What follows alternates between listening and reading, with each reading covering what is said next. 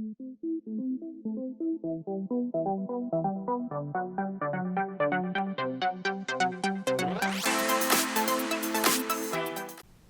everybody, this is Graeme Anderson, and today I'm going to be looking at On the Origin of Species. Now when I first heard about this game, I was excited to get it. So when it finally hit my local game store, I ordered it right away. Now my wife has a degree in biology, and we actually contemplated going to the Galapagos Islands a few years ago to see where Darwin got his idea for his book, On the Origin of Species. So the theme really got me interested in. But the game itself is fairly simple. You're either going to be placing cubes out onto the board in different habitats, or pulling those cubes off those habitats to pay for the discovery of new species. Every time you discover a new species, you get some points and move the HMS Beagle along its voyage to its destination. So the theme already had me won over. What about the gameplay? Will this game evolve into a game I play on a regular basis, or will this branch be pruned and be forgotten? Let's get it to the table, see how it's played, and I'll come back for my final thoughts on the Origins of Species.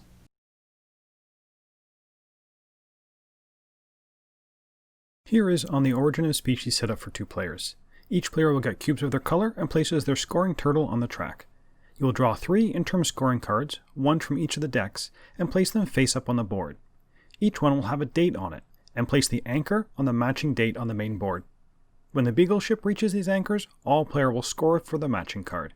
You'll also draw 1 card from the Stage 4 deck as the end of game scoring. Turn over a level 0 card, and this will show you where to place the starting species tile, then the card can be discarded. Shuffle all the tiles and place out 7 tiles on the board. Put them in the order from the lowest turtle number on the bottom left to the highest. Make 3 draw piles for the rest of the tiles. The 4 decks are shuffled and placed on the board, and draw the top 3 cards from the Beagle deck face up. The Beagle ship starts in South America. Then, depending on player order, each player after the first will get a starting bonus. The goal of the game is to collect the most points by the time the Beagle has reached its final destination. You'll get points every time you discover a new species during the game, and you get points for the interim scoring and final scoring cards. On a player's turn, they will either do the research action or the discover action. The research action allows you to place 2 of your observation cubes on different species tiles on the main board. Each cube you place will represent the habitats listed on the tile. If you have fewer than 2 cubes left, and you take the research action, you are allowed to move your cubes already on the board to different species tiles. You can have more than 1 cube of your own on a single tile, and it does not matter if other players already have cubes on the same tile. The other action you can take is to discover a new species. Select one of the species from the side species track. You cannot take one of the top 3 species unless you have previously obtained a map tile from one of the 3 card decks. You will then place the species tile in an appropriate space. You can replace a lower turtle level species with a higher level one, and I'll talk about that in a bit. You will then remove your own observation cubes from the adjacent tiles to pay the habitat costs listed across the top of the new species tile. Each observation cube removed contributes the number and types of the habitat observations on the tile that it was taken from. Once the species has been placed and paid for, you will then score victory points equal to the tile's level. You will then take the card shown across the bottom of the species tile, and these cards will be special abilities or can be books, and the books are going to be used for end of game scoring. You will move the Beagle 1 or 2 spaces on this track according to the number of arrows on the species tile you just placed. Then finally, flip the species tile over so it can be used in future rounds. And finally, refill the evolution track. Draw 1 species tile from one of the 3 stacks and add it to the species track, making sure that they're still sorted by the turtle number on the bottom left-hand corner of the tile. When you take the discover action, it is possible to place the new tile on top of a lower level tile. You can always tell the level of a tile based on the number of habitat observation icons it has on it. If you replace a species tile, you will get to keep the old species tile in front of you. They are going to be worth 1 point at the end of the game. If there were any observation cubes on that tile you are replacing, they are returned to the appropriate owner. But for each opponent's cubes you remove this way, that opponent will score 1 victory point. But you do not get any points for removing your own cubes. When you are replacing a species tile with a new tile, your observation cubes on the old tile can be used to pay for the new one. The 3 starting species tiles are level 1 species and can be built over, but if you build on top of them, you do not receive the tile. It is just moved, along with all the observation cubes on it, to any open spot on the board. If you have collected any cards in the previous turns, they can optionally be played at any time during your turn. After every discovery, the Beagle ship will move. When it lands on or passes an anchor, it will trigger the accompanying mid-game scoring. When the beagle reaches the final spot, the game will end.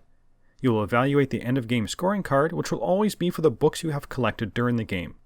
Then, for each species tile left on the board, check to see which player has the majority of observation cubes on it, and that player will take the tile in front of them.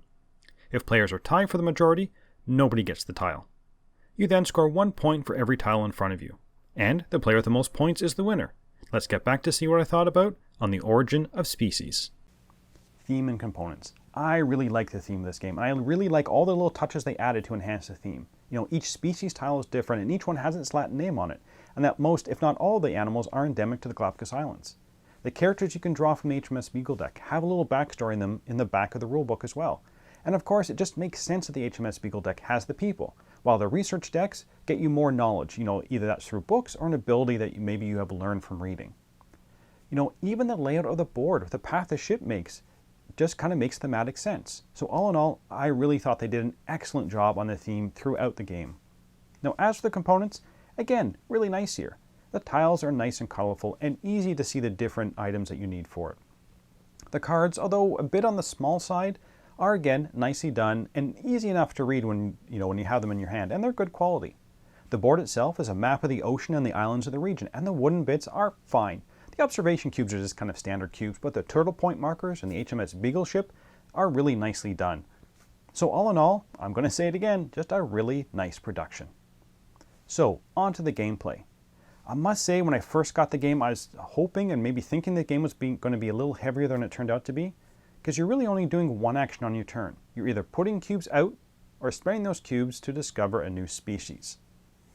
Unfortunately, that means I wasn't as captivated by the gameplay as I was by the theme. Now, don't get me wrong. The game was a good, solid game, but for a game about exploring and making new discoveries and about science, I felt like it didn't have enough options on my turn to really feel vested in the game, which means it was a nice, light, breezy game. I mean, you are making decisions on your turn, where to place your cubes, but you're kind of looking at the available species and basically just saying, I'm picking that one and going for it, and hopefully you can get your cubes out before someone else does. And that is another minor problem I had with the game. At higher player counts, you often get cut off of what you were planning for in a previous round. So it felt at 4 players, I just kind of had to wait for my turn and see what was there. Maybe a new animal had come out, or maybe the animal I was going for before was still there and I could get it. Now, I did much prefer the game at 2 players, as it felt I had a lot more control over the species I was going for. And I could also kind of see what my opponent was going for, and I felt I could strategize more. And I did like that you had to plan where to put your cubes to make sure they're going to be adjacent to the species you want to discover.